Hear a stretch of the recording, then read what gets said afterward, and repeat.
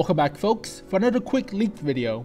Now if you watched the Gamescom trailer for World of Tanks that happened a month ago, I'm gonna put the link right now, you can see the Sherman Firefly at a minute 14 of the video. Now the Sherman Firefly is originally a Sherman tank modified with a 17-pounder gun by the British in order to fight the Henshaw Tigers during World War II. And a lot of people have been asking for this tank for like 2 years now. So originally I thought this tank was going to be a premium tier 6 American or British medium tank. But apparently Wargaming is making a new tank destroyer line for the British that features the Firefly within this new tech tree or tech line for the British, which is going to be pretty cool. So the major difference with this new tank destroyer line for the British is that first half of this new line of tanks is going to be Lend-Lease American tanks. That's more of a medium tank. So it's going to be medium tanks up to tier 6. And after tier 6 is going to be tank destroyers from tier 7 to tier 10. So there's going to be a hybrid list or hybrid line of tanks, which is going to be pretty weird. So that's kind of new. So it's like the T-71 or the T-21, the light tank line of the Americans, going from light tanks to medium tanks to heavy tank at tier 10. So it doesn't make that much of sense, I guess, but it's gonna be medium tanks at low tiers and tank destroyers at high tiers. So what Wargaming wants to do is that they want to have a more mobile version of a tank destroyer line for the British. So the first half is basically medium tanks with very good punchy guns, and the second half is going to be modified British tank with very big guns. So that's going to be pretty cool. But they really want a more mobile version of a tank destroyer or tank destroyer line than the slow AT version or the AT series or the Tortoise or stuff like that. So the Tortoise and the AT, like AT2, AT6, AT whatever, they're slow as hell. So they want a more mobile version. At least that's what I think about. And they're going to put the Firefly within this new tank line. So here is the list of tanks that I think is going to be featured within this new tank destroyer line for the British. Now as you can see, before tier 6, it's basically American Lend-Lease British modified tanks.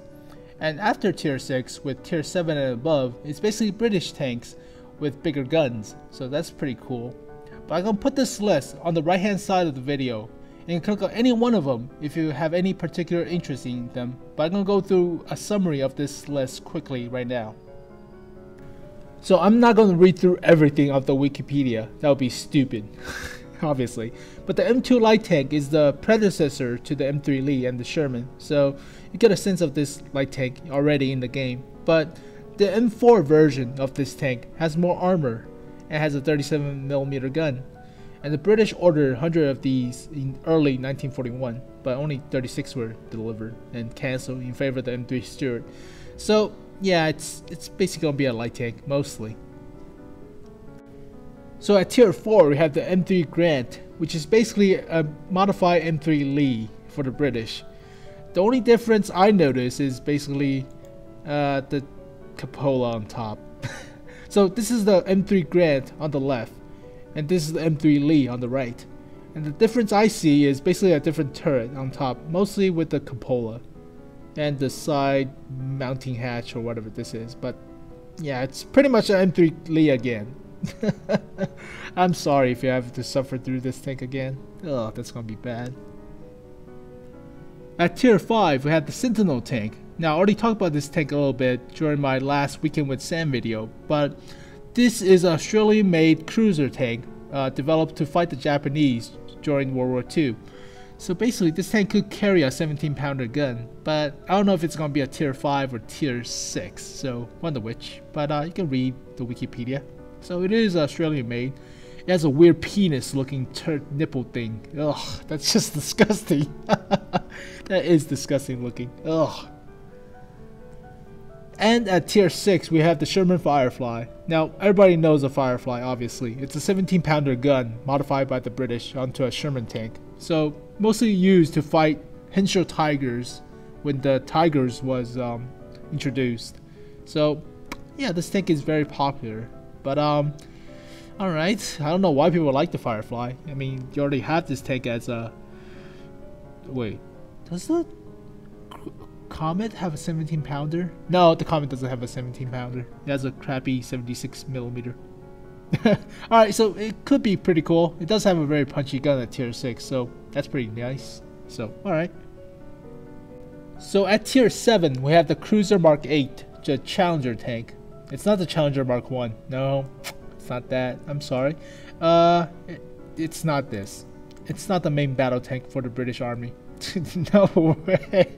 You're not getting the Challenger Mark 1. Are you kidding me? That's ridiculous. So the Challenger tank is basically a Cromwell with a 17 pounder gun. Now, the Sherman Firefly was more easy to produce than this Challenger tank, but they're gonna put it somewhere, I guess. So the difference between the Avenger / Challenger tank is that the Avenger tank has open top turret. So was a variant of the Challenger with open top turret to reduce weight. So it probably has more view range, obviously. But yeah, it's basically a Cromwell with a 17 pounder gun. So it's basically a Cromwell with a Black Prince gun in war tank terms, I guess, because the Cromwell has a crappy 76 millimeter gun as well as the Comet. So yeah, it's basically you put a Black Prince gun on a Cromwell. Interesting.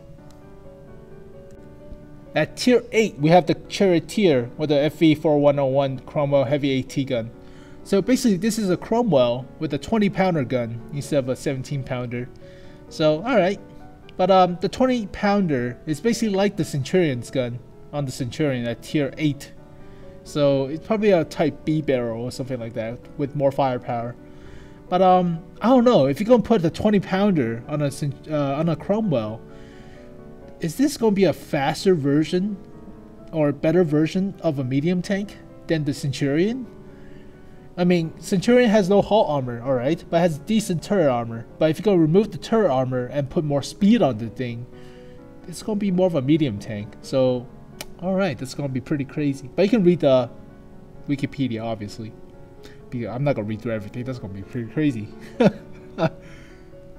At tier 9, we have the Conway. Now, they don't have a picture for the FV4004 Conway at tier 9, so I can only look up the Wikipedia or the Google pictures. So basically this is what the tank looks like. It's a modified Centurion tank with a 120mm gun. So it's pretty ugly boxy too. Yeah, it looks really boxy. So yeah, that's basically the Conway. Yeah. Nah, it's alright, I guess. It's basically a Centurion tank, modified Centurion. It has 132mm of frontal armor, so it is a Centurion tank. It's not the Mark 1 Centurion, I know that. The Mark 1 Centurion has 76mm frontal hull armor, so it's about Mark 5 Centurion? Alright, so it's a Mark 5 Centurion with a 120mm gun on top. The turret is fully traversable, so we can rotate all the way around. So that's pretty neat, but it's boxy. Alright. And at tier 10, we have the FV4005 1A3. Now, this uses the same gun as the FV215B 1A3, obviously. But, it reminds me of the KV2. It's so ugly looking. It looks Russian. It looks really, really Russian. What the fuck? It's a 183mm gun on top of a Centurion tank. Oh man. Look at the proportion. The turret is bigger than the hull. Oh my god, it's a box tank. Oh lord. Does it have better fire rate than the FV215B 183? That would be amazing if it does, but by god, man. I know the superstructure is not that well armored. It's only about 130mm of frontal superstructure, but it is a fully traversable turret. So it's a Centurion with a giant gun on top. I don't know. It looks stupid. It looks really dumb. Oh god, it's like a KV2, a mega KV2. Oh god, it looks disgusting. Alright.